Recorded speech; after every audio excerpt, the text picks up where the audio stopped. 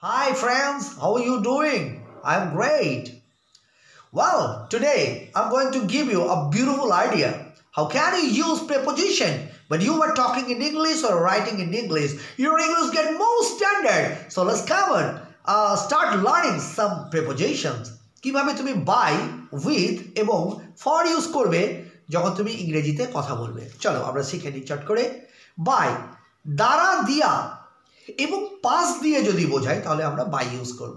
যদি বলি লোকটি স্কুলটির পাশ দিয়ে চলে যাচ্ছে, কিভাবে তুমি এটা ট্রান্সলেট করবে ইংলিশে? বাই ইউজ করে।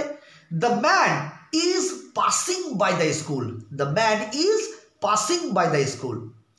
এই কাজটি আমার দ্বারা করা হয়েছে, তাহলে দিস ওয়ার্ক বা this thing is done by me. যদি বলি ওই কাজটি তোমার দ্বারা করা হয়েছিল, that thing was done by you.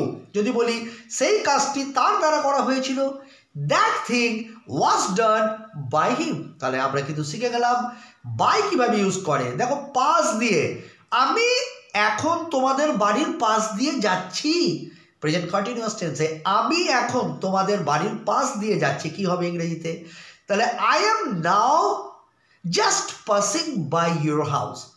Everybody, you use by this way, your English get more standard. Come on, watch this video till the end. And if you like this video, please share and subscribe my channel. তাহলে আমি এখন তোমাদের বাড়ির পাশ দিয়ে যাচ্ছি, কিভাবে বলবে? I am just passing by your house. তাহলে আমরা শিখলাম দ্বারা দিয়া এবং পাশ দিয়ে বোঝালে পরে বাই আমরা কিন্তু ইউজ করব। তাহলে আমরা কিন্তু বাইয়ের ইউজটা কিন্তু শিখে গেলাম। প্লিজ এই ভিডিওটি তোমাদের যদি ভালো লেগে থাকে তাহলে তোমরা একে অপরকে শেয়ার করবে এবং সাবস্ক্রাইব করবে আমার চ্যানেলটি। আমার ভিডিওগুলো দেখবে, অনেক কিছু শিখতে পারবে, অনেক শেখার জিনিস আছে। দেখো, ইংরেজিতে কথা বলা কিন্তু অত সহজ নয়। তুমি যদি খুব ভালো ইংলিশ বলতে পারো, সবাই ইমপ্রেসড হবে তোমার প্রতি। তুমি যদি খুব ভালো ইংলিশ লিখতে পারো, আরও ভালো লাগবে। দেখো, ইংরেজি ইন্টারন্যাশনাল ল্যাঙ্গুয়েজ, এটা একটা গ্লোবাল ল্যাঙ্গুয়েজ। খুব ভালো করে শেখো, তোমার জীবনে কিন্তু বহুত কাজে লাগবে।